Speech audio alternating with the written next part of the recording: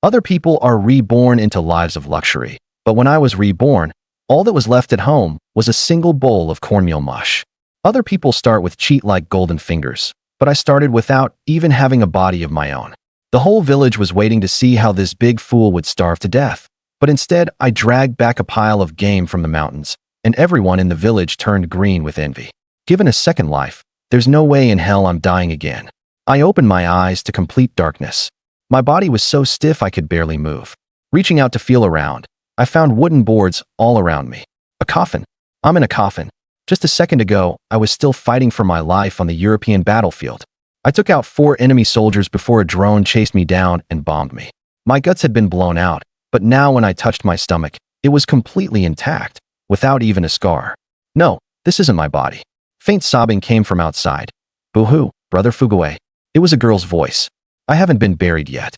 I pounded on the wooden boards with all my strength, but my hands were weak and the sound was pitifully faint. Then someone outside spoke. Niece, listen to your second uncle. Fugui is gone. A young girl like you won't survive alone in the mountains. Once everything is taken care of, come home with your second uncle and be your victory brother's wife. Your second uncle will treat you like his own daughter, all right? I'm not even buried yet, and you're already forcing my little sister to become your daughter-in-law? A surge of fury blazed up from deep inside me, and suddenly strength poured through my body. I clenched my fist and slammed it hard into the wooden board above my head. Bang! Winter, 1960, Greater Xing'an Mountains in northeast China. The crying girl was called Zhang Yu, the child bride of this body. The original owner was named Zhang Fugui. His father was a hunter and had been gored to death by a wild boar half a year ago. His mother was in poor health and didn't last much longer. When Fugui was little, he ran a high fever for 2 days. He survived, but his mind was never quite right, simple and dull. But he had a great physique, a big guy over 1.9 meters tall. At 10, he was already following his father into the mountains to hunt, and when carrying over 100 gene of game along mountain paths, he was faster than anyone. After his parents died, he heard that old wild ginseng in the mountains was valuable and could be traded for enough grain to last the whole winter, so he went into the mountains alone to look for it. He brought 2 little rations, and his clothes were too thin, so he froze to death just like that. On the very day the villagers carried him back, my rotten second uncle set his sights on Zhang Yu. The poor girl was only 16. In just half a year, her parents and Brother Fugui were all gone. She no longer wanted to live. Second uncle, I brought death to my whole family. You still dare let me marry into your home? Zhang Yu said coldly. Don't talk nonsense. In the new society, we don't go in for feudal superstition. Uncle Zhang said that aloud, but inwardly he still felt uneasy. Still, for the sake of his son who couldn't get a wife, he stopped at nothing. Just as Zhang Yu was about to refuse, she suddenly heard a bang. I came back to life out of the coffin. Sitting on the Kong, I drank a bowl of cornmeal mush and stared blankly at the calendar on the wall. 1960, an era when people could starve to death. Is there no food left at home? It's gone. After this meal, I'll go borrow some from Uncle Zhang's house, Zhang Yu said softly. No. I rejected it at once. Sending her to borrow grain would be like sending a lamb into a tiger's den. I'll think of a way. This body is far beyond ordinary people, and with my wilderness experience, the deep mountains and old forests that are a dead end for others are basically a warehouse for me. Zhang Yu, wait at home for me. I'm going into the mountains to hunt something. Don't go. Last time you nearly died in the mountains. You already ended up in a coffin. The girl panicked. With your silly brain, what could you possibly catch? Don't go feed the wolves again. I laughed. Don't worry, my mind is fine now. She froze, then looked at me carefully. It was true. This time after waking up, I was different from before. Then I'm going with you. She was stubborn. You wouldn't even be able to keep up with me. I'll definitely be back before dark. She found Fugui's father's gear. A hunting bow, 7 or 8 arrows, a 40-centimeter dagger, hemp rope of varying thicknesses, and a spear. With just these few things, Fugui's father had once been a famous hunter for miles around. There's a saying in the Northeast, first the wild boar, second the bear, third the tiger. Wild boars roll in mud, rub themselves with pine resin, and then roll in dirt again. Their hide thick and tough like they're wearing armor, and they're fast too. Even bears and tigers don't want to go head-on with an adult wild boar. Fully geared up, and with a quilt tied to my back at Zhang Yu's insistence, I set off. If I come back empty-handed today, we'll be out of food tomorrow. Along the way I used my knife to mark the trees, and whenever I saw rabbit or pheasant tracks, I set snares. From time to time I swung my blade to chop branches and clear a path, while also getting used to this body. Then came a pleasant surprise. This body's strength and agility are almost on par with the physique I trained for years to build in my previous life. A 19-year-old boy with no training, yet born with a natural jungle body. Just as I was thinking that, a squirrel darted across the branches ahead. I perked up at once. If I got enough of those, their fur could be made into clothes, and the meat was edible too. I kept walking, and a patch of black droppings caught my eye. They looked like sheep droppings but bigger, cylindrical pellets, from a herbivore, and one larger than a sheep. Big game. Following the trail, I found a clearing in the woods where a herd of roe deer was wandering around foraging. The ones with antlers were males, the ones without were females. I hid behind a tree, took a deep breath, drew the bow to the full, aimed, and fired. One arrow pierced the hind leg of a female roe deer. The wounded roe deer cried out and collapsed. The others scattered in confusion, having no idea where the danger was coming from. Two of them actually ran toward me. One of them saw me and still didn't stop, staring with big eyes as it came trotting right up to me. I couldn't miss this chance. I threw down the bow, lunged forward and grabbed its neck, kicked the bend of its front leg, and threw my whole weight onto it. Then I drew the pointed knife with my backhand and drove it into its neck, cutting open the windpipe and carotid artery. Its struggling grew weaker and weaker until it went still. I stood up and looked at the one I'd shot earlier. The other roe deer had already run far away. 2 roe deer, enough to eat for quite a while. Before dark, I dragged the 2 roe deer home. Zhang Yu was standing at the door looking out, and she came running over from far away. Two roe deer. She jumped up with joy. While we were skinning and butchering them, Zhang Yu said, "Second uncle came by earlier." My hands paused for a moment. He said you should send 2 pheasants over, claiming your father had promised them to him. Captain Zhao came to see him this morning and gave him a thorough scolding, because he took our father's relief grain and never gave it to us. So there was that too. After Fugui's father died, the team had issued 50 jin of millet as relief, but Zhang Deben had secretly claimed it. When Zhao Kaishan found out, he slammed the table in anger and went straight to his door with his 2 sons to demand the grain, cursing him out fiercely. And he still dares come asking for pheasants? I sneered. I didn't give him a warm reception, so he left. But the look in his eyes when he left didn't seem right. Don't be afraid. I'm here. That night we stewed half a pot of roe deer meat, and the aroma drifted far into the distance. Right as we were eating, the courtyard gate sounded. 3 people walked in, led by an old woman with graying hair. And the moment she came in and saw me, she burst into tears. "Fugui, my dear grandson." It was Fugui's maternal grandmother, Hu Xianglan. Behind her followed 2 men built like small mountains. My eldest uncle, Wang Taizhan, had black cloth covering his face, while my second uncle, Wang Taizhu, kept silent. Zhang Deben, along with his son Zhang Shengli and a few hooligans, had also followed them in, laughing and joking. "Oh, Grandma's come to see her grandson. Perfect, Fugui caught roe deer, so let's all eat together," Zhang Deben said shamelessly. "Zhang Deben." Hu Xianglan turned around, her voice icy. "You still have the nerve to come? You even dared to pocket my daughter's relief grain. Are you even human?" Zhang Deben's face reddened. "Old lady, don't talk nonsense." "Nonsense? Captain Zhao already told me everything. My daughter is gone, my son-in-law is gone, and this one grandson is all that's left. If you dare bully him again, I'll fight you to the death." The 2 uncles said nothing, only pressed forward, their hands cracking as they clenched them. Zhang Deben backed away. "What are you doing? I'm his second uncle by blood. Wang Taizhan, we've even drunk together before." Zhang Shengli had already retreated to the doorway. He'd heard that silly Fugui's 2 uncles were not easy to mess with. Legend had it they had wrestled with a black bear, and Wang Taizhan had lost half his face after being licked by one. He hadn't believed it before, but now that the man was right in front of him, the sense of oppression was undeniably strong. Zhang Shengli stared at the steam rising from the stove. There was meat in that pot. His mind worked fast, and he pulled out a handful of small denomination bills and coins and held them out. "We're here to buy meat." I glanced at the few cents and sneered. "You'd better save that little money for the new year. I wouldn't even sell you the soup." Wang Taizhan slowly pulled off the black cloth. Zhang Shengli only felt a chill shoot from the soles of his feet straight to the top of his head. Half his face was gone. The cheekbone and eyeball were completely missing, just a huge hollow. So the rumor was true. They ran off again. No matter how fragrant the meat was, it couldn't outweigh how terrifying Wang Tieshan's face was. Zhang Deben also left resentfully, wanting to say something for appearance's sake, but the people across from him simply didn't buy that act. "Fugui, come home with Grandma." Hu Xianglan was still wiping away tears. She had also spent many days going around the production team before getting the captain to agree to take in Fugui and Zhang Yu. As soon as everything was settled, she brought her 2 sons to pick us up. Looking at the old lady and the 2 uncles, I felt that heartfelt care and protection, something I had never experienced in my previous life. A wave of relief rose from deep inside, as if some obsession had dissolved. "Grandma, don't worry, I'm doing quite well. I can hunt, I won't starve. Let's eat." Wang Taizhan pulled out a bag of flatbreads from his bundle, frozen rock hard.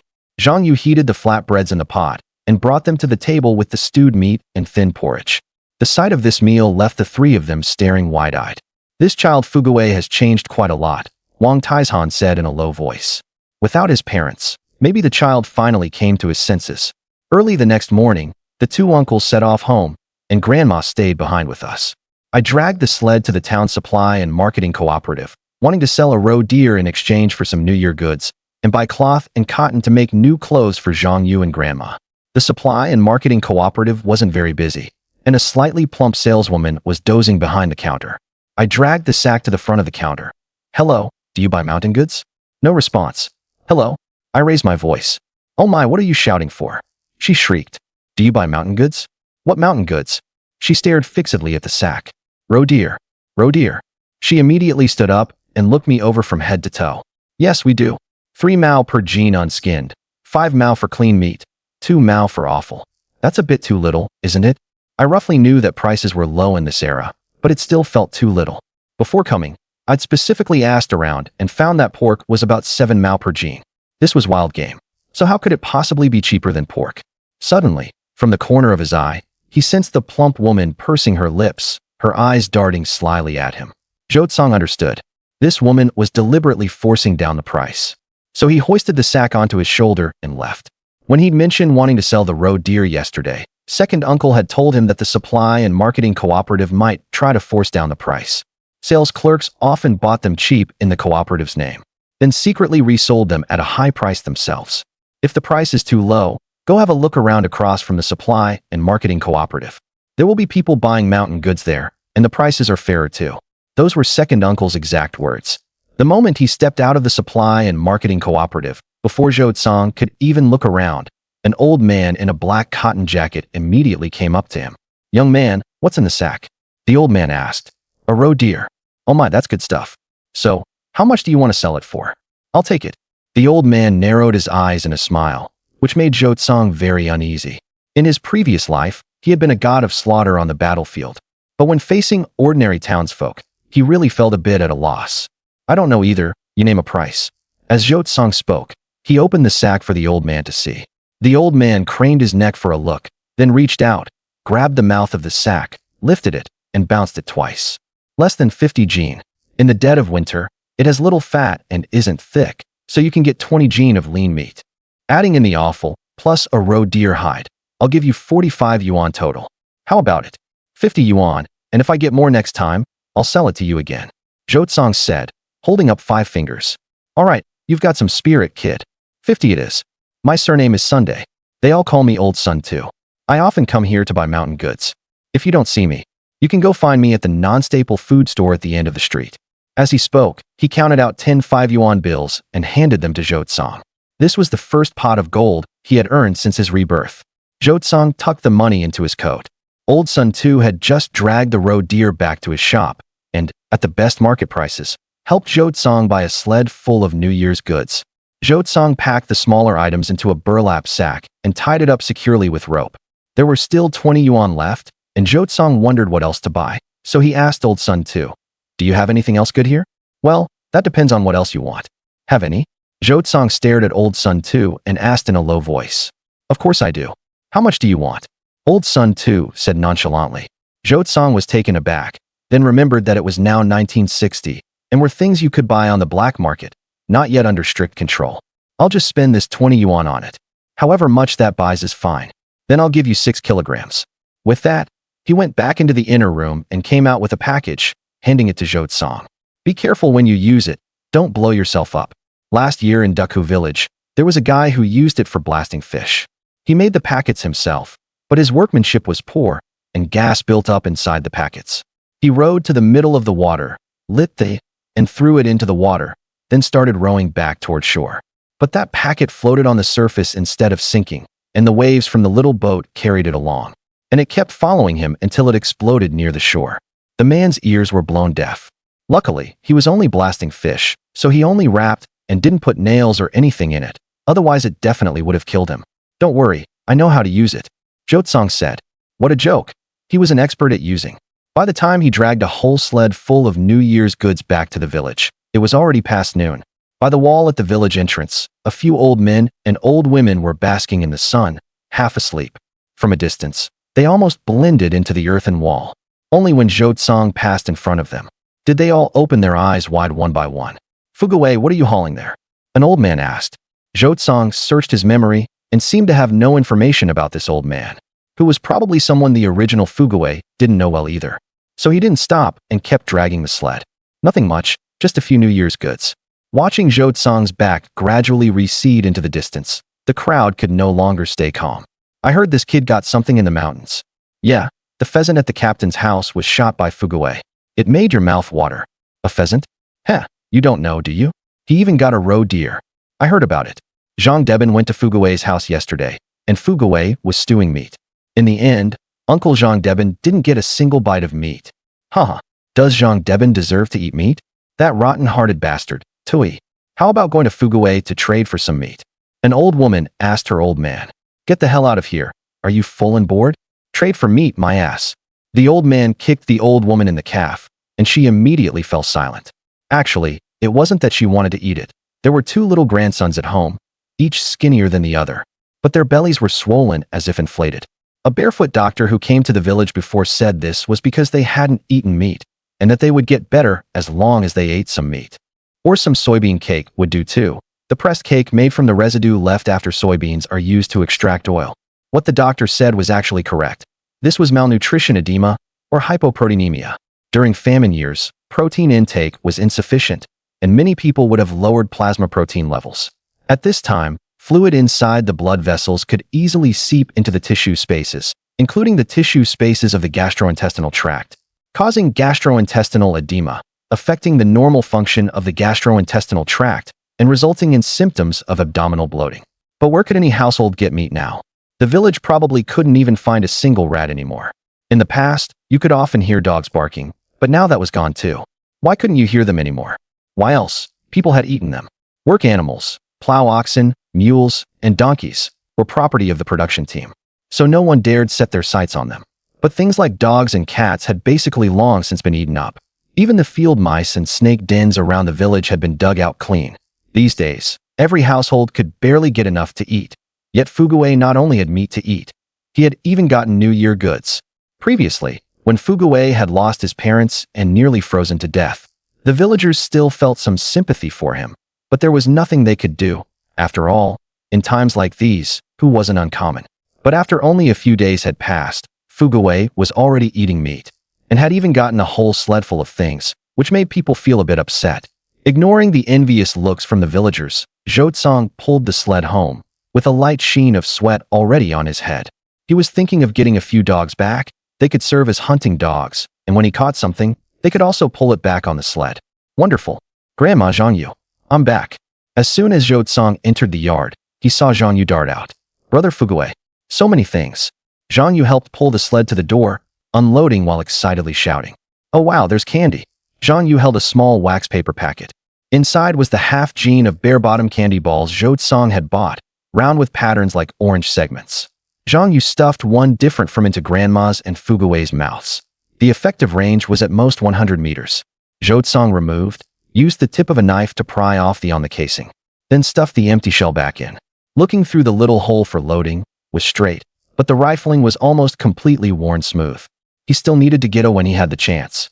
Still, it was better than having nothing. This gun gave Jotsong the confidence to take on even the fierce beasts of the forest.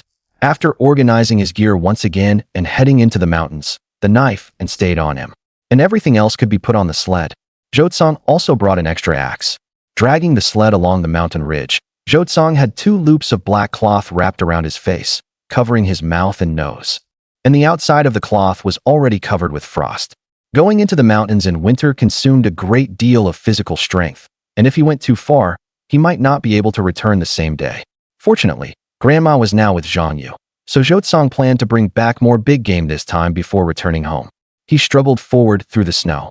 Now that the snow was deep, the sled moved easily, but walking was too exhausting. It seemed he had to get a few hunting dogs as soon as possible. After crossing 2 mountains, he set up more than a dozen snares of various sizes along the way according to the usual routine. He also took a rabbit from one of the earlier snares and put it into the basket on the sled.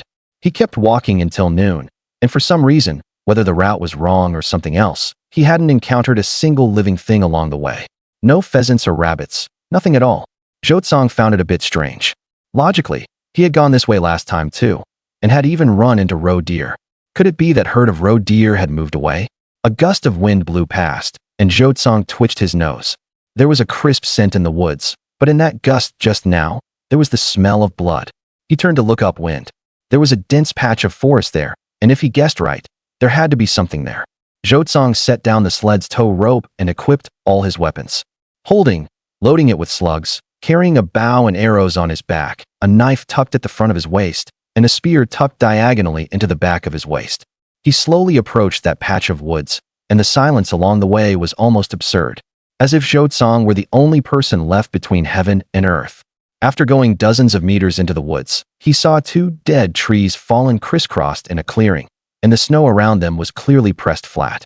These were traces of animal activity, and then Zhou saw a shocking scene, a wide spread of white bones. Among them were also the scattered remains of several roe deer, and the bloody smell was coming from here. Damn, I've walked into a wolf den. Zhou cursed under his breath. No wonder he hadn't seen that group of roe deer from last time. It seemed the wolves here had wiped them out.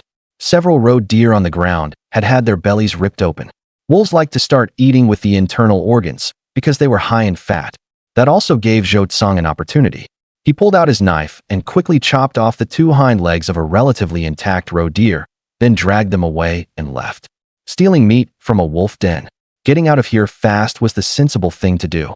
Although he wasn't afraid of 1 or 2 wolves, if a whole pack came, it would still be troublesome. He had just tossed the 2 big legs into the basket when a wolf howl rang out from not far away. Oh well. Immediately after, more and more wolf howls rose and fell all around him. Oh well. Oh well. Oh well. He was surrounded. Adult male Eurasian gray wolves usually weigh about 50 kilograms, and a pack normally has more than a dozen members. At this moment, Zhou felt as if he had returned to the European battlefield, where he had also been in this kind of situation, all alone. He dragged the sled to the side of a big tree while the wolves around him crept closer little by little. He hung the bow on the tree within easy reach. Fewer than 10 arrows were lined up in a row, all stuck into the snow in front of him. The spear and axe were thrown 3 meters in front of him, while the knife was still at the back of his waist. Finally, he raised and knelt on one knee on the ground, with 2 slugs clamped in his mouth. At this point, 7 or 8 gray wolves had already surrounded Zhou, less than 10 meters away, lowering their heads, raising their eyes, and baring their teeth. The leader was especially strong, and there were still bloodstains on the around its mouth. This was probably the vanguard of the pack. During a hunt, it was likely the first to charge up and bite the prey. The gray wolves were also observing Zhou. This human had not turned and run, which seemed different from the humans they had encountered before. The people they had encountered before would always turn and run. All they had to do was pounce from behind, and he would fall. Then they could easily bite through his neck. This wolf pack had eaten people before. If Zhou had rummaged through those white bones just now, he would have found that there were clearly even human skulls among them. And yet this human today not only didn't run, he even dared face them head-on. The gray wolves couldn't smell any scent of urine. In the ancient genes of the wolf clan were memories of humans, of torches and spears, and that did not quite match the figure before them holding a stick. No matter what, although they felt a little uneasy, there was no reason to let the meat at their mouths go. The leading gray wolf lowered its haunches, ready to charge, and the other wolves moved with it. Bang! In the blink of an eye, 3 wolves, yet the pack hadn't even touched the hem of Zhou clothes. In fact, the pack's tactics weren't wrong. After their first attempt was driven back by a gunshot, and they lost a major member, they switched to encirclement. If it were an ordinary hunter, even if he used up all his and killed a few wolves, he was ultimately destined to be eaten as well. The pack did not care if a few companions died, and the dead wolves would not be wasted. Their bodies would be eaten by the other wolves. When hunger reaches the extreme, Even humans are like that, let alone wolves. The pack seemed not to feel that one of their own had been shot dead and still firmly carried out the alpha wolf's orders, maintaining the encirclement. Still failed to scare off the pack. Do I have to kill them all? Zhou thought to himself. Looking at the sun, it was already past noon, with about 3 hours left before dark. Trying to head straight home was definitely not an option. The wolves would certainly trail him and launch sneak attacks at any time. If he could not reach the village before nightfall, it would be dangerous. Since the pack was not moving now, he could only prepare for the worst and continue using his bow and arrows to kill them and wear down the pack's strength. But just as he raised his hand, he heard the alpha wolf howl not far away, and the pack immediately began to move, scattering and prowling around instead of staying motionless. They even deliberately circled behind the trees. Hiss! Zhou began to take this alpha wolf seriously. If his marksmanship had not been accurate, the pack would probably be 7/10 full by now. Watching the wolves weaving back and forth behind the trees around him, he was no longer confident about killing them with and bow and arrows. Zhou put down his bow, took out a piece of jerky from his clothes, and chewed it slowly. The alpha wolf refused to show itself, hiding far away the whole time. If this dragged on, as time passed the sunlight would weaken and the weather would gradually turn colder. If he really waited until dark, it would be extremely unfavorable for Zhou. "Grandma, please teach me how to tan hides," Zhang Yu said to the old woman who was drying a roe deer hide. "Why do you want to learn this?" Hu Xianglan asked with a smile. "Well, I want to personally make a roe deer skin coat for Brother Fugui." Zhang Yu blushed a little. The two of them were going to get married in the future, and making clothes was a skill every girl had to know. "Sure, after another 10 days or so, when this hide is almost done drying, I'll teach you how to make it." "All right, thank you, Grandma." "Silly girl, why are you thanking Grandma? As long as you and Fugui are doing well together, I can rest easy. I wonder if Brother Fugui has caught any prey by now," Zhang Yu said worriedly as she looked at the sky outside. "Don't worry. Fugui takes after his father, bold yet careful. In all the villages within these 10 li, if there is anyone who can surpass his father as a hunter, it can only be Fugui." Meanwhile, Zhou was still confronting the wolf pack. Seeing that they had no intention of pouncing, he simply gathered some dry branches nearby and lit a fire. Then he took the rabbit out of the basket, skinned it with a few quick cuts, cleaned out the innards, rubbed it with snow, found a branch and ran it through from mouth to butt, then inserted 2 more crosswise to secure it. Then he stuck it beside the fire and began roasting the rabbit. While doing all this, he kept watching the wolves' movements from the corner of his eye, and the pack was extremely patient as well. The fire put great pressure on the pack. Zhou could feel it. Many wolves that had been lying down just now became restless as soon as they saw the fire. Just as Zhou turned the rabbit, a crisp crack came from behind him. Without time to think, Zhou suddenly rolled 2 meters to the side, and when he got up, the spear was already in his hand. It was the alpha wolf. With unbelievably patient care, the alpha wolf had edged its way little by little to behind Zhou. Its whole body was black, even bigger than the one killed at the start. Its huge wolf head bearing 2 rows of big teeth. This thing was practically a giant wolf. "Heh, you beast, fighting dirty." Zhou stared at the alpha wolf in front of him, while the corner of his eye swept the surroundings, and saw that the other wolves had no intention of joining in. It seemed they were going to watch the alpha wolf fight one-on-one. "Fine, sooner or later I was going to deal with you anyway." After saying that, he switched the spear to his left hand. He swung the from behind and braced it on his left wrist, aiming at the lead wolf. Bang! The instant the gun went off, the lead wolf kicked off to the left with its hind legs and darted to the right. He missed. This beast had really become cunning. It could actually dodge at close range.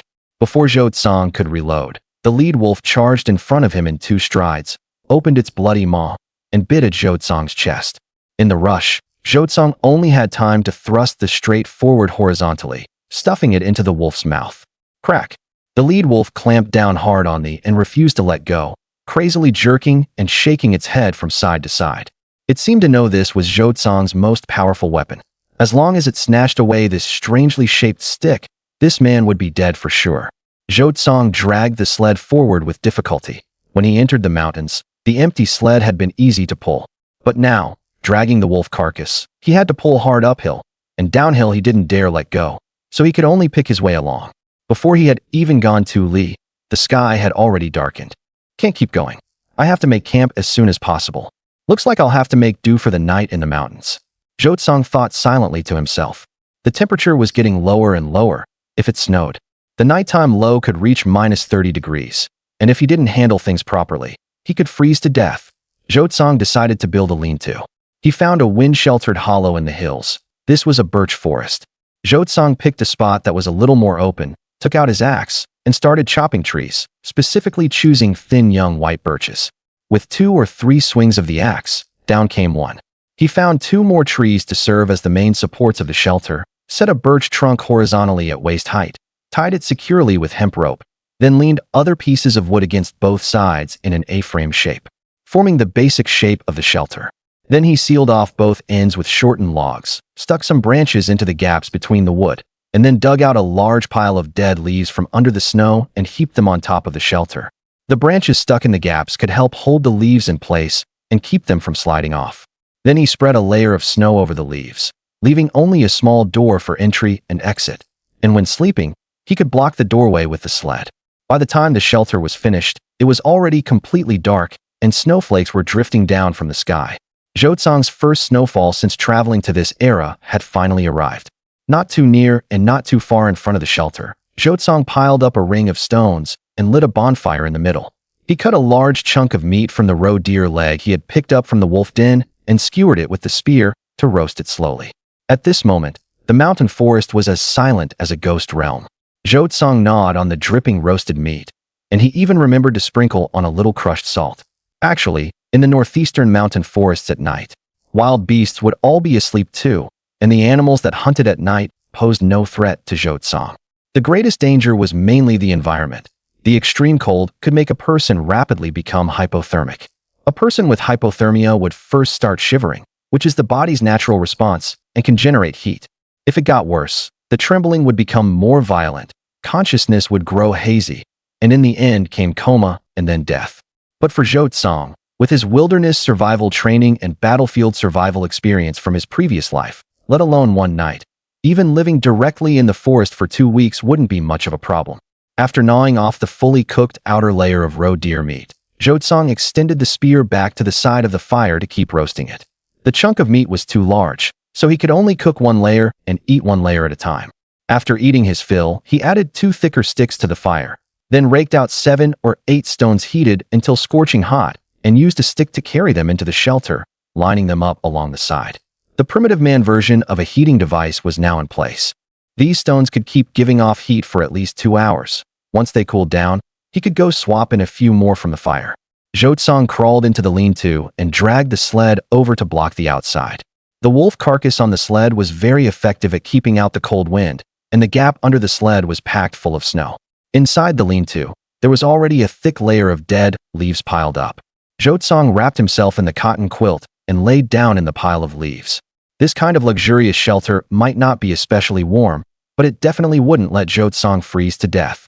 Was already loaded, and the knife was placed within easy reach.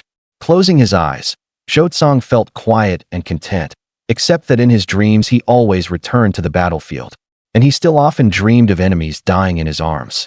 Just as he was preparing to shoot an enemy officer 300 meters away, that officer suddenly looked up at him. Zhou was so shocked that he even forgot to fire. The officer had a face full of beard, his eyes wide open, and he grinned at Zhou. Zhou could hear his laughter. There was clearly at least a distance of 300 meters between them, so how could he possibly hear laughter? Goo goo goo goo. The officer let out a laugh that sounded inhuman. Was this even a person? Cold sweat broke out on Zhou forehead, and the in his hands seemed to become extraordinarily scorching hot. Fire! Fire! His comrades were shouting frantically beside him. Zhou suddenly pulled his finger, but did not go off. A dud round? He pulled the and chambered another, then fired again.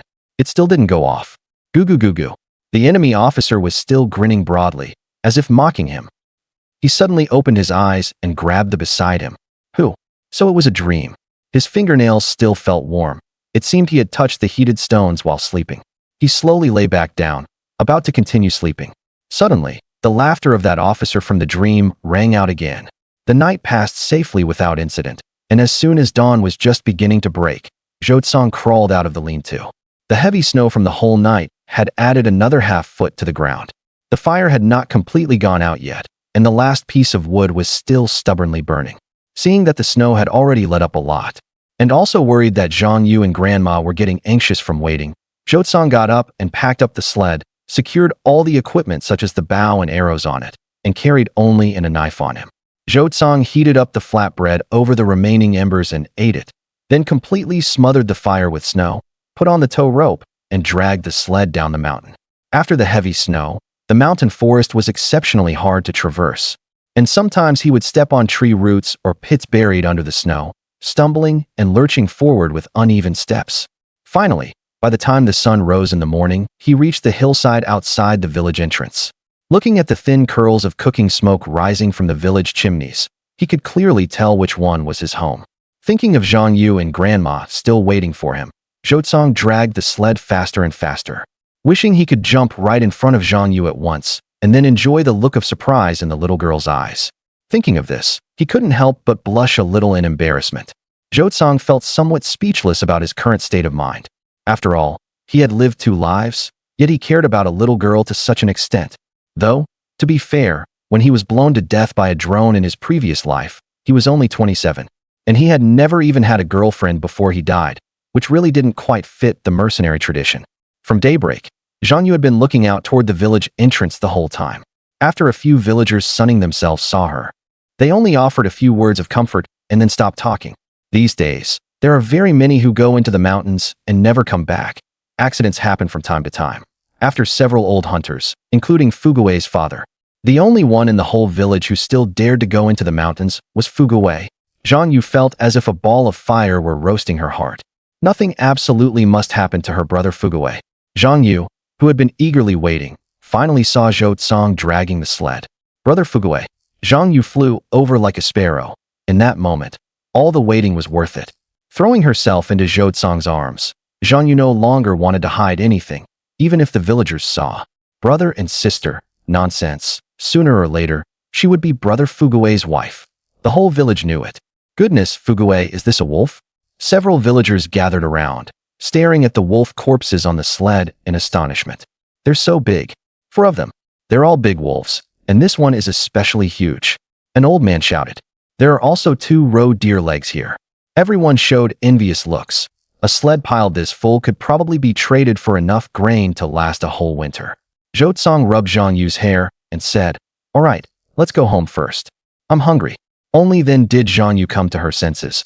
Her face flushed red as she ran behind the sled to help push it, and she was astonished as well at the stacked wolf corpses. The villagers were no different. No one had ever killed this many wolves at one time before. Previously, at most, it took many people going into the mountains together, just to kill 1 or 2. What is going on with Zhang Fugui? How did he kill so many at once? The crowd followed the 2 of them all the way to Fugui's courtyard. Back in those days in the countryside, visiting one another was an ordinary thing. No household would keep people from coming in. "Fugui, how did you do it?" A villager finally couldn't help asking. "Heh, I originally wanted to hunt roe deer, but I accidentally wandered into a wolf den. Those beasts wanted to eat me, so I killed a few of them, along with this alpha wolf." These 2 roe deer legs were picked up in the wolf den. Zhou said calmly. "Hiss." A chorus of astonished gasps rang out. "You're not hurt?" "No, they're just a few wolves. What injury would I get?" Zhou felt that if he didn't show off a little at a time like this, he'd be struck by lightning. So he simply told the truth. "Look, these 2 were shot dead. This one was pierced through with an arrow, and this biggest one was stabbed to death with a knife." Hearing this, the villagers found it unbelievable, yet seeing the bloodstains on Zhou clothes, they had no way to doubt him. "Fugui, how are you planning to deal with these wolves?" A villager asked. "I'll take them to town to trade for grain. We'll keep 1 at home to eat, and sell all the others." "Fugui, look, how about I trade you some sorghum rice for some offal?" The villager continued asking. The village was small after all, and by this time Zhao Kaishan had also gotten word and come over, along with Zhang Deben and his son, as well as quite a few other villagers. "Captain, he killed so many wolves. Will the wolf pack retaliate against the village later?" Zhang Shengli said. "That dog that can't stop eating shit." Zhou looked at Zhang Shengli coldly, already intent on killing him. This worthless bastard was Zhang Fugui's own. With Zhao Kaishan's words, Zhou would be completely established in this production team. After the villagers finally dispersed reluctantly, Hu Xianglan made a basin of dough drop soup for Zhou. Gulping down the dough drop soup with minced meat and cabbage, Zhou felt completely comfortable and invigorated. "Grandma, Later I'll go to town and sell the wolves. Is there anything else the family still needs? I'll just buy it directly, Zhou said while eating the dough drop soup. Just buy whatever you think is fine. There's enough grain to eat. If you ask me, the family doesn't lack anything. Just save the money. Hu Xianglan looked at her grandson with eyes full of affection. Hu Xianglan had originally planned to bring Fugui back to take care of him, and she had long been prepared for a hard life. But she hadn't expected her grandson to be this capable. Not only was he much quicker-witted, but every hunting trip also brought back a catch. Could it be that the ancestors were watching over them? How was this her taking care of Fugui? Clearly, Fugui was the one supporting her now. The task she gave herself was to watch over Zhang Yu when Fugui went into the mountains. If anyone dared set their sights on Zhang Yu, the old lady would fight him to the death. Grandma just hopes to live a few more years so I can help you two take care of your children, Hu Xianglan said with a smile as she looked at them. Grandma, what are you saying? Zhang Yu's face turned red, and she turned and ran off. Zhou chuckled, said nothing, and directly tipped back his head to drink the rest of the not soup. Then he used a spoon to scrape the bottom of the basin clean, poured in a little hot water, swished it around, and drank it all in one gulp. There's still a rabbit at home. Let's roast rabbit this afternoon. I roasted one on the mountain yesterday, and it tasted amazing. Zhou and Zhang Yu were skinning the wolf. The production team would take half, and their own family would keep the other half. If anyone in the village wanted to trade for the entrails and offal, they'd trade. If not, they'd just eat them themselves. The production team only needed the meat, not the hide. It was winter now, and the wolf fur was long and thick, making it excellent for a wolfskin cloak as well. When Zhang Yu heard about roast rabbit, her mouth was practically watering, but she still shook her head. Brother Fugui, how about we stew it instead? Roasting is too wasteful. Zhou smiled. The little girl was right. Roasting meat wasted quite a bit of fat, and the meat would shrink too. Although it was delicious, it was a bit wasteful. All right, our family won't be short of rabbits in the future, so it's settled. We'll eat it however tastes best. Okay. With one hand, Zhang Yu pulled on the wolf's head, and with the other she held a sharp knife, slicing along the subcutaneous fascia. The hide gradually came free, and she smiled with the pure, lovely innocence of an angel. After skinning the wolf, they chiseled out the wolf king's 4 sharp fangs, washed them clean with boiling water, found a red cord and tied them tight, making a wolf fang necklace. Brother Fugui, here you go. Zhang Yu handed the necklace to Zhou. Zhou took it and put it around his neck, smiling as he said, Xiaoya, your handiwork is really good. Does this count as a token of love? Zhou smiled like a big bad wolf. Bah! Zhang Yu blushed again, grabbed a bunch of wolf intestines, and was about to fling them at Zhou face, scaring him so much that he got up and ran off at once. I'm going to the team leader's house, and we'll be back in a bit. Zhou packed a roe deer leg and half a wolf separately into burlap sacks and headed for Zhao Caishan's house. What he really wanted was to ask again about Zhao Caishan's gun allocation. If the gun was good, he wouldn't need to spend his own money to buy one and could save quite a bit. When he arrived at Zhao Caishan's house, only Zhao Caishan's wife and 2 sons were home. As soon as they saw Zhou enter the yard carrying things, they happily came forward to greet him. Fugui's here. Come in quick. She opened the door and pulled Zhou inside. In northeastern rural homes, entering the house meant stepping straight into the kitchen, also called the outer room. The stove, firewood, cellar, and water jar were all here. Zhou set the sack of wolf meat on the ground and handed the other sack to Zhao Caishan's wife, saying, Auntie, put this away. Then he pointed at the sack on the ground and said, This half-wolf is for the team. Oh, all right. Get up on the Kong first. Your uncle will be back in a little while. The more Zhao Caishan's wife looked at Zhou, the more she liked him. In her eyes, Zhang Fugui was capable, could hunt, and knew how to handle people. Later, she would have to let her 2 boys get closer to Fugui. They were all young people, so it would be easy for them to hit it off. Just as they were chatting idly, Zhao Caishan came in. Fugui's here. Zhao Caishan greeted him, but seemed a bit absent-minded. Zhou found it strange, but did not ask. Pointing at the sack on the ground, he said, Team leader, I've brought the half-wolf over, and also a roe deer leg. All right, tomorrow I'll arrange for someone to deliver the grain to your house. Something came up with the team today, so I need to head over there first. After saying that, he looked at his wife again and said, Someone from Team 3 just came by. They said a few young men went into the mountains yesterday and still haven't come back. Their team leader was afraid something had happened and has already arranged for people to go into the mountains to look for them. On the way there, Zhao Caishan told everyone about the mission for entering the mountains this time. The people from the 3rd Brigade entered the mountain from the east, while this group of ours entered from the west. Old Wu said those educated youths asked the villagers about the route into the mountain and even drew a map.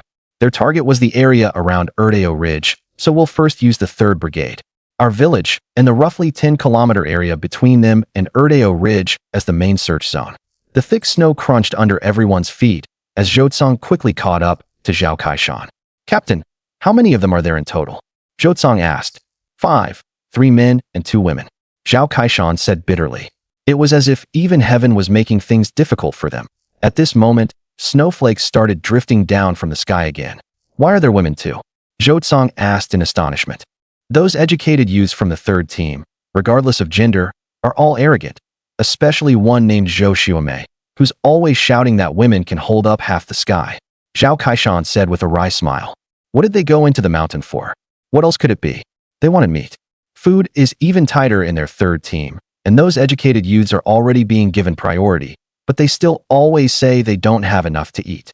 The few of them went into the mountain yesterday morning, saying they planned to catch pheasants, but they still hadn't returned after a whole night.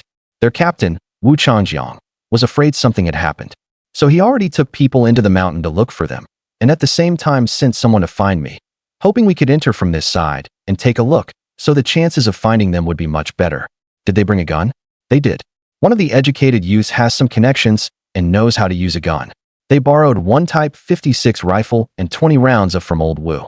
Then it should be okay, as long as they didn't run into a wolf pack. Zhou Tsang nodded and said. No one spoke. They just kept their heads down and hurried on. Each person was carrying a rolled-up quilt or sheepskin, not for sleeping at night themselves, but for rescuing people. The wind and snow grew even fiercer. Although the forest blocked much of the wind, the snowflakes still cut across their faces like tiny knives. Zhou Tsang tugged the collar of his sheepskin coat higher. The old lady had given it to him before they set out today, since his previous cotton jacket was covered in wolf blood. Up ahead is Urdeo Ridge. Zhao Kaishan suddenly shouted loudly. Everyone, stay sharp and watch for any clues. Be careful not to spread out too far. With snow falling all over the sky, even if there were clues, they'd probably be covered up. The group followed the mountain ridge for another 2 kilometers when they suddenly heard what seemed to be screams wrapped in the wind. Zhou Tsang abruptly pressed a hand on Zhao Kaishan's shoulder, and everyone immediately turned to look at him. Over there. Zhou Tsang pointed to the front right. Everyone looked over, and sure enough, a flickering firelight could be vaguely seen in the distance, along with the crisp clang of metal striking. There are wolves. One villager shouted. Zhou Tsang saw it too. More than a dozen gray wolves were surrounding 5 people.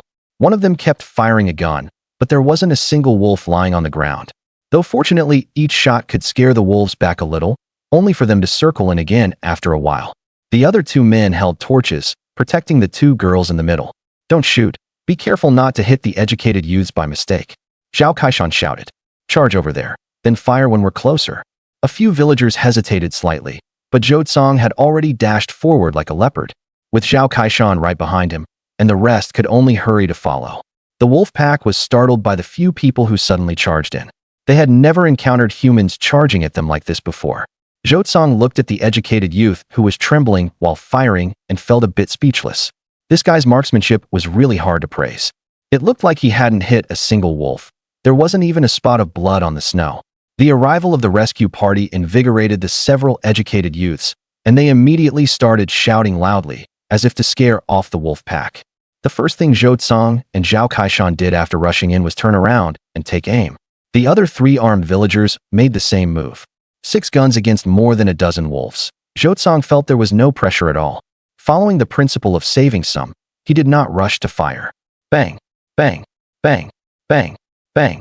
The others fired one after another, and then Zhou Tsang was speechless, because not a single one of these guys hit anything. Come to think of it, you can't really blame them. After all, marksmanship has to be built up by feeding it with. Plenty of people do have guns, that's true, but who can bear to practice shooting every day? Seeing that the wolves were gradually becoming less afraid of, it would be bad if ran out after a while at this rate. He happened to be standing beside that educated youth, watching helplessly as he fired wildly. The educated youth was wearing a green cotton-padded jacket, and judging by his shooting posture, he didn't know how to use a gun. He was just too nervous. With a sigh, Zhou Tsang the quiver into the snow and raised his bow, drawing it full. The 2 girls behind him saw this, and one of them, the one with glasses, said to the other, Shuame, look, that person is using a bow and arrow. Her tone was full of curiosity. Hee. The mountain wind swept snow pellets through the forest, and dead branches let out sharp, whistling cries in the wind.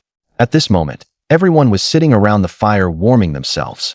From the description of that educated youth with the gun, it turned out that not long after the few of them entered the mountains, they got lost. After finally managing to start a fire, they were surrounded by wolves before long. They had thought they were done for this time, but unexpectedly they were rescued when Zhou Tsang and the others arrived. I'm Zhao Kaishan, production team leader of the second team. Thank you, team leader Zhao. My name is Chen Jigua. If it weren't for you today, we really would have been in danger. Chen Jigua said very politely as he grasped Zhao Kaishan's hand. Thanks for the help from our farmer brothers. There was somewhat of a superior tone in the way he spoke. Zhao Kaishan twitched the corners of his mouth. This Chen Jigua was certainly polite, but why did the way he spoke sound a bit awkward? Was he emphasizing that they were intellectuals? As it should be, as it should be. Zhao Kaishan said awkwardly as he loosened his hand and went back to sit down. Let's rest here for a while first. Lao Wu and the others aren't far away. After hearing, they should be here soon. Unexpectedly, none of the educated youths responded to him and instead started chatting among themselves.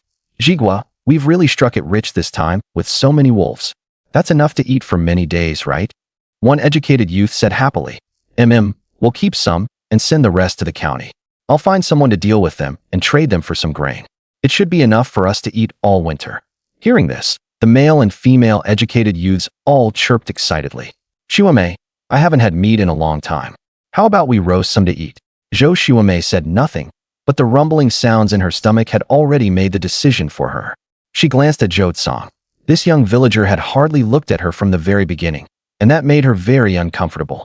After all, whether it was educated youths or villagers before, there had never been anyone who didn't want to take a few more looks at her. This young man was pretty good at putting on an act. She looked at Chen Jigua, and Chen Jigua immediately said to another educated youth, Song Yuan, get some meat and roast it. All right, just wait. I'll go cut some meat off, the educated youth beside him replied, pulling out a knife and preparing to slice off some meat. Zhou Tsang hugged his gun and rested with narrowed eyes, seeming to have fallen asleep, but in fact he had heard all of the conversation just now. It was laughable. These educated youths actually thought these wolves belonged to them. They completely didn't take Zhou Tsang and the others seriously at all. Song Yuan dragged a wolf over to the fire and was just about to start cutting off meat. Hold it. Zhou Tsang opened his eyes and looked at Song Yuan. The latter stopped what he was doing. What is it? Does this wolf belong to you? Zhou Tsang asked. Why wouldn't it? Didn't we just shoot it? We tangled with this pack of wolves for quite a while, and you came to reap the benefits. The girl beside Zhou Shuame said loudly. Oh, you killed all of these. Zhou Tsang looked at the girl. The girl was speechless. She turned to look at Zhou Shuame, then at Chen Jigua. Comrade, we just want to roast some meat to eat. Do you have a problem with that? Chen Jigua said. No problem, but let me remind you. These wolves are mine. Zhou Tsang said. Are you out of your mind from being poor? You're even trying to snatch a few wolves. The girl had a pointy, monkey-like face covered in pockmarks, and her words were just as harsh and rude. Brother, what do you mean by that? We worked hard fighting for half the day, so how did they become yours? Song Yuan, holding a knife in his hand, also looked unconvinced. Fine, then tell me, which wolf did you kill? That one is yours. Zhou Tsang pointed at the wolf carcasses and said, although I didn't specifically kill any one of them, these wolves were our prey. That's right, this is our prey. The girl who wanted roast meat also said, if we hadn't come, you few would have been the wolves' prey instead. Zhou Tsang said with a laugh, his eyes full of disdain. You were clearly just standing there watching the show earlier and only fired a few shots at the end, and now all the credit is yours, the pockmarked girl shouted. Bull *** shit. One of the villagers who came with Zhou Tsang, Zhang Qianfu, finally couldn't hold it in anymore. This big brother bared a mouthful of buck teeth. If it weren't for Fugui, the kid's good marksmanship knocking down so many wolves, you'd all watch the unity. Zhao Kaishan's forehead veins throbbed, but he saw Zhou Tsang stand up and walk toward the pile of wolves. He took out a knife and stabbed it into a wolf's bullet hole. With a flick of his wrist, he dug out a bloodied bullet. With a soft thud, the deformed slug was tossed at the feet of Chen Jigua and the others, smashing into the snow. Old Zhao, many thanks this time. I'll take them back down the mountain now. Wu Yuan cupped his hands and said awkwardly, no need for thanks. The snow is so heavy. Be careful on the road. Zhao Kaishan waved his hand, He also didn't want to see those educated youths anymore, saving people only to make enemies out of them. What kind of nonsense is that? If word got out, people would laugh their damn heads off. Zhao Kaishan shook his head, seeing Wu Yuan's group enter the forest and their figures gradually disappear. The flashlight beams swung wildly through the woods. It was about time for them to head back too. Fugui, these wolves. Zhao Kaishan looked at Zhou Tsang and asked. The other villagers also looked at Zhou Tsang eagerly, their eyes full of expectation. Captain, everyone put in effort. How about this? I counted. Each of us gets one wolf, and the one left over will be turned into the production brigade, okay? Zhou Tsang said while poking at the fire. We're all from the same village, after all, not like outsiders. Hearing this, everyone beamed with joy, especially Zhang Chuanfu, who grinned from ear to ear, his whole face all mouth, his whole mouth all teeth. Zhou Tsang gave him a thumbs up and said, You cursed them well just now. He remembered this man now. He had seen him when he first crawled out of the coffin. Haha. Zhang Chuanfu grinned happily. He was a few years older than Fugui, ugly-looking and simple-minded too. Back then, Fugui's father had once saved him in the mountains. Some mountain folk are crafty, while others are very simple and honest. Zhang Chuanfu was the latter. He always remembered that he owed Fugui's father his life. So when those educated youths treated Fugui badly, he was so furious he wanted to curse them out. If Fugui had given the word just now, he would even have dared to fight. All right, Fugui handled this matter honorably. Let's head down the mountain overnight. Once we're back, don't go running your mouths, got it? Everyone quickly nodded in agreement. Each person cut 2 long branches about 2 meters in length with a slight curve and trimmed them smooth. Then they tied several short branches across them as crossbeams, making something shaped like a stretcher, and a simple sled was finished.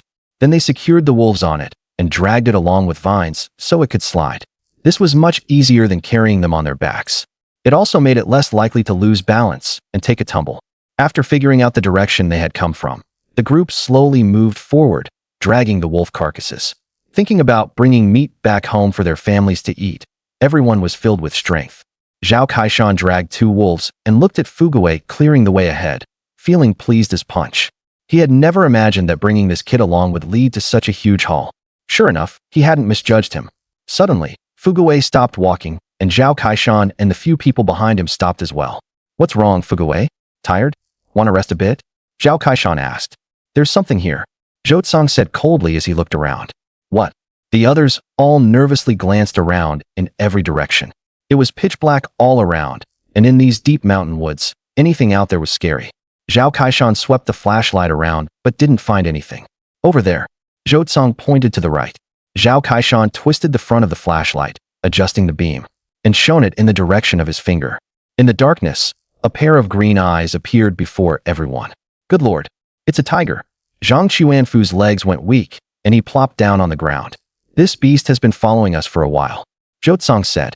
Raising, Zhou Tsang felt around in his pocket. There was still plenty of buckshot, but only 3 slugs left. Zhou Tsang thought to himself, tigers like to ambush. We can't all keep dragging things. Those with guns, hand the wolves over to those without. Everyone immediately understood what Zhou Tsang meant.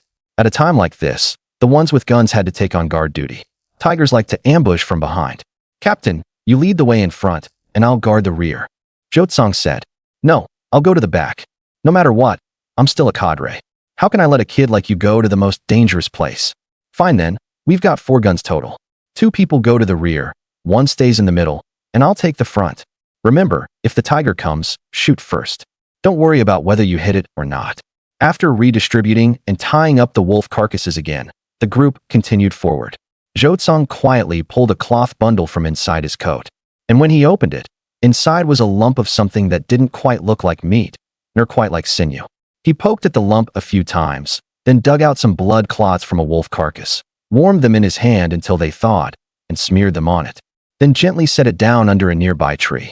After doing all that, he gripped and kept walking forward. Fugui, what kind of thing did you make? After Fugui finished, Zhang Chuanfu couldn't help asking curiously. Heh, good stuff. You might find out in a bit. That was Zhou Tsang had gotten from Old Sun, which he had made into an explosive bait. Explosive bait was a kind of hunting weapon commonly used by hunters in northeast China. You wrapped with 2 broken bowl shards, added some small nails, then tied it tightly with thin hemp string, making it about the size of a duck egg. Finally, You wrap the outside with chunks of meat or animal fat. As long as a wild beast smelled it and took a bite, it would be blown to death on the spot. Came whistling through the air, heading straight for the tiger's head. Yet the tiger truly lived up to being a top-tier feline. Its reaction speed was simply outrageous. The instant it saw Zhou Tsang raise his gun, it violently twisted its body, forcibly changing its posture in midair. Puffed, grazed the tiger's ear and flew past, burying itself in the frozen ground nearby. Zhou Tsang's right hand flicked and snapped open forward. The instant the fingernail of his left index finger flicked out the empty shell casing, he had already slid in another. Reloading took less than 2 seconds. As for the tiger, after landing, it actually gave up on Zhang Fugui, who had been right at its mouth. Its powerful, huge paws clawed up a spray of snow, and after 2 bounds it vanished into the pitch-black forest. One of its ears had already been blown apart, and the intense pain made it decide at once. Run. Oh my dear mother. At this moment, Zhang Fugui had already collapsed to the ground, with a large wet patch in his crotch. This guy really is blessed to have escaped from a tiger's jaws. It's enough for him to brag about for the rest of his life. Chuanfu, are you alright? Zhao Kaishan was also weak in the legs, leaning against a tree as he craned his neck to look at Zhang Chuanfu and asked, Captain, that scared me to death. Did you see it? That tiger's fangs were right in front of my eyes. Yeah. The others were badly frightened too. Zhou Tsang hurried over, picked up the flashlight from the ground, pulled Zhang Chuanfu up, and looked him over from top to bottom. Seeing several large tears clawed into the cotton-padded jacket he was wearing. Are you hurt? No, just the clothes are torn. Zhang Chuanfu quickly said. It's good that you're not hurt. Captain, how are you all? You're alright, right? Zhou Tsang asked Zhao Kaishan again. We're fine too. Luckily you got back quickly, or Chuanfu would have been done for. By this point, everyone had completely taken Zhou Tsang as their backbone. From his unerring shots that drove off the wolf pack earlier to the single shot just now that scared off the tiger. In their hearts, Zhou Tsang was a guarantee of safety. Looking at Zhou Tsang's back, Zhao Kaishan couldn't help thinking of Fugui's father. This boy was practically the spitting image of his father when he was young. Tall with broad shoulders, strong as a calf. In the past, Fugui hardly had any presence in the village. Who would have thought that after losing his parents, he would suddenly come into his own, not only able to hunt, but also naturally adept at handling social dealings without anyone teaching him. Most importantly, this kid has a kind and righteous heart. You could tell from how he shared the wolves with everyone today that his character was solid, except that he can't stand his second uncle's family. But that was because his second uncle was the one who wasn't decent to begin with. If everyone's alright, let's get going. That beast is injured and probably won't come again, but no one can say for sure, Zhou Tsang said, looking at the few drops of blood on the ground. Right. Let's go. Zhao Kaishan quickly echoed. Uncle Zhao, how much do you have left? Zhou Tsang asked. I still have a dozen or so rounds. What about you? I still have 7 or 8 rounds. I still have 3 rounds. Zhou Tsang frowned. It's a bit too little, but it probably won't be a big problem to hold out until we get down the mountain. Captain, every so often, fire a shot now and then to scare off the wild animals. With so many of us dragging wolf carcasses, the other wolves definitely won't come again. As for the tiger, it's injured too, so it most likely won't keep targeting us either. Fugui, what do you mean by that? Won't target us? You mean?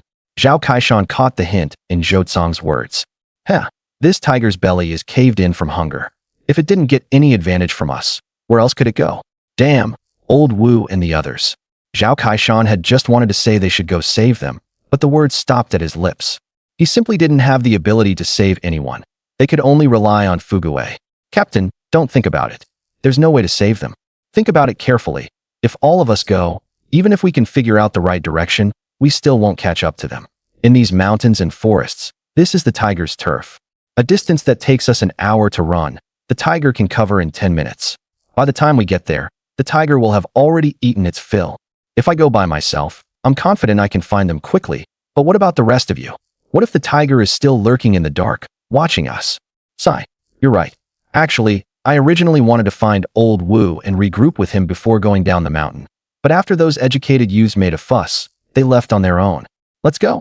Maybe the tiger has gone back to sleep. Who knows? Zhou Tsang comforted them, even though he knew that such a clever tiger would never let tonight's opportunity slip by. In other words, the 3rd Brigade was bound to today. Tonight, these mountains would become the tiger's hunting ground. The only question was how many of them would make it out alive. 7 or 8 kilometers away. Captain Wu, we finally managed to bring down a wolf and almost got bitten to death by the wolves. How could you just give the meat to them? At this moment, Wang Fong, whose face was covered in pockmarks, was still complaining to Wu Yuan. Tiger. Everyone was frightened by that name. Although a wolf pack is frightening, many people mentally regard them as little different from wild dogs. That's right. If an adult man has a club in his hand, taking on a single wolf one-on-one usually isn't a big problem. He might get injured, but he can basically win. But a tiger is the true king of the mountains. A grown man weighing 100 or 2 kg can be snatched up and carried off, with almost no effect on its speed. This is the Siberian tiger's home turf, and Wu Yuan knew clearly that they were probably in grave danger. Unless the tiger was already full. Captain Wu, hurry and save him. Zhou Xuemei also lost her composure and shouted in terror. It's too late. A tiger bites very fast. After carrying Wang Qi away, it will bite through his throat. There's no way to save him. Besides, with the Type 50 SIXS in our hands, if we don't hit a vital spot, the tiger won't be affected at all. And a tiger is even faster than a wolf. Before you can fire a second shot, you're done for. Move. We can only hope the tiger will be full after eating one person. The group fled in panic through the mountain forest, but the snow underfoot became the biggest obstacle, as if every step took all their strength. The educated youths were already close to their physical limit, relying entirely on youth and willpower to keep going. They were already starving, had just spent a long time facing off against the wolf pack, and now had to run for their lives. Originally, they had only wanted to get some pheasants or rabbits, but instead they ran into nothing but deadly things. If they'd known the mountains were this dangerous, they never would have come in no matter what. Now Wu Yuan and Chun Jigua had guns, and the only flashlight was in Wu Yuan's hand. A patch of light swung wildly through the forest with his steps. He was somewhat annoyed that these reckless, educated youths had barged into the mountains. If things went badly, this might be where they met their end today. But he couldn't really say he regretted it. After all, he was the production team leader and had a responsibility to go into the mountains to rescue them. Thinking of this, he seemed to make up his mind about something, and his steps became steadier. The cold wind howled, whipping up flakes of snow that kept striking everyone's faces. This was the so-called goose-feather snow. If they didn't quickly find a sheltered place, it would be easy to freeze. But they couldn't worry about that now. Once they were running, they didn't even feel cold. Everyone was drenched in sweat and breathing heavily. It felt as if a ball of fire were burning in their lungs, as though they were about to explode. In the pitch-black forest around them, it seemed a hungry tiger could leap out at any moment.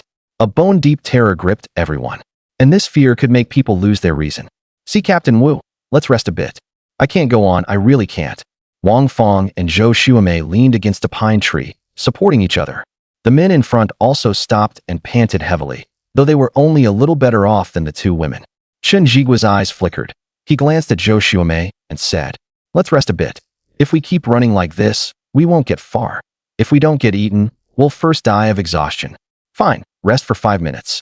Catch your breath," Wu Yuan said. "Tear some strips from your clothes and make torches. The tiger will be a little more wary." At these words, everyone ripped at their clothes. The cold wind poured in through the openings, but they couldn't care less about the cold anymore. Especially the educated youths. They probably felt that whoever had a torch would be safe, so each of them tore off a strip, found a branch and wrapped it, then waited for Wu Yuan to light it for them. "And no need for everyone to tear some off," Wu Yuan said, breathing hard. "In a bit, everyone stay closer together while running. One torch in front and one in back will be enough. If the tiger is afraid, it won't come over. And if it isn't, then no matter how many torches you make, it won't help." In the end, Wu Yuan took the rear, while another villager who often went into the mountains led the way in front. They each carried the torches they had made, so that when one burned out, they could light another. "Captain Wu, we've run this far already. The tiger won't still come, will it?" Chen Jigua asked as he ran, looking back. In the brief moment when he turned his head, he saw that less than 10 meters behind them, a pair of eerie green eyes was floating along after them. Chen Jigua was scared out of his wits, but he held back from shouting and only sped up underfoot, sprinting madly forward.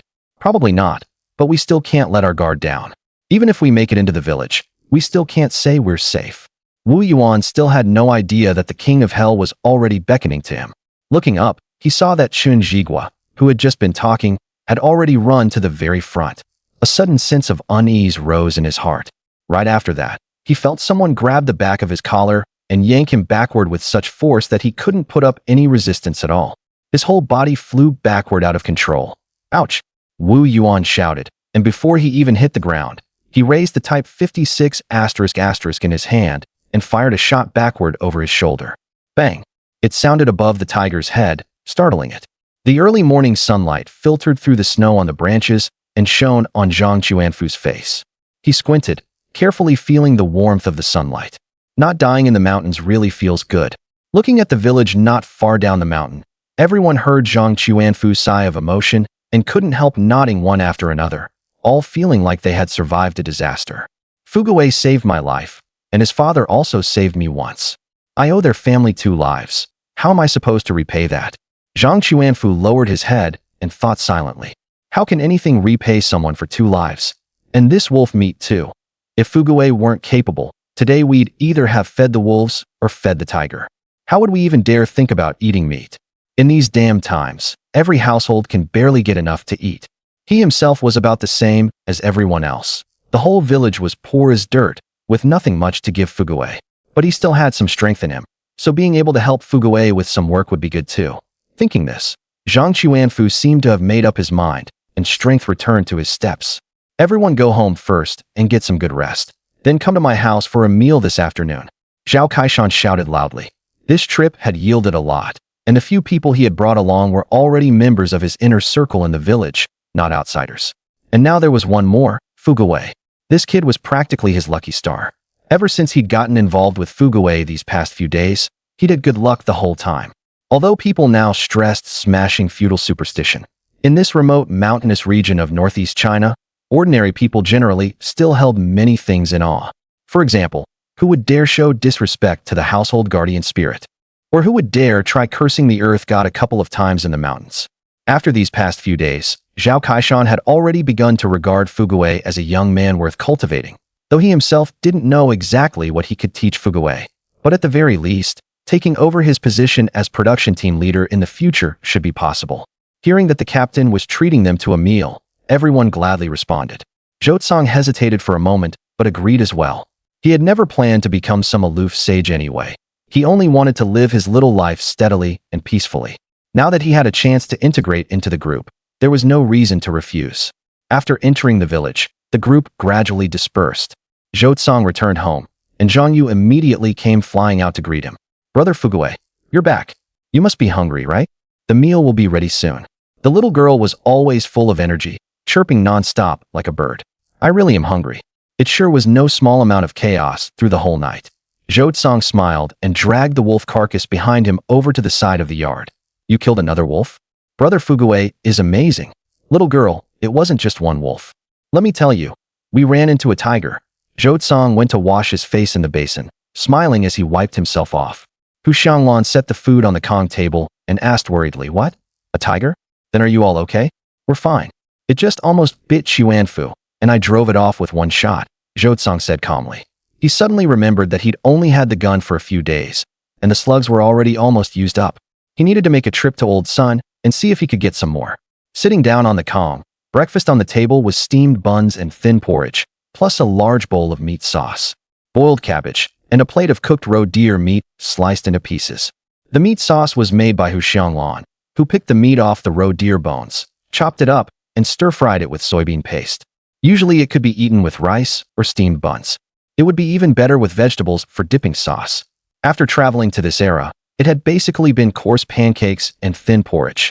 Even when there was stewed meat, there were hardly any seasonings. Fortunately, there were no high-tech additives at this time. Even meat boiled with just some coarse salt was delicious. Zhou picked up a steamed bun and gently tore it open in the middle into upper and lower halves. Spread a layer of meat sauce in the middle, then laid on a piece of boiled cabbage and added 2 slices of roe deer meat. He bit off more than half of it in the first bite. Delicious. This body seemed never to have experienced such delicious food before. One big bite of this northeastern famine version Rujiamo made Zhou feel as if his soul were trembling. Then another mouthful of piping hot porridge cooked until completely mushy gave him an unprecedented sense of satisfaction. Poor kid, he probably had hardly ever eaten his fill. Zhang Yu was already staring blankly at Zhou from the side, her saliva nearly dripping into her bowl. She had never seen anyone eat with such relish. Seeing this, Zhou picked up the steamed buns on the plate and made 2 more rujiamo in the same way, handing them to Zhang Yu and Hu Xianglan. Grandma, Xiaoya, have a taste. The two took them and bit down without hesitation. Zhang Yu's eyes instantly lit up. Delicious. After eating his fill, Zhou laid down on the thoroughly heated kong and drifted off in a drowsy sleep. Zhang Yu heated a basin of hot water and sat on the edge of the kong, washing Zhou feet. Hu Xianglan, meanwhile, sat nearby with eyes full of smiles.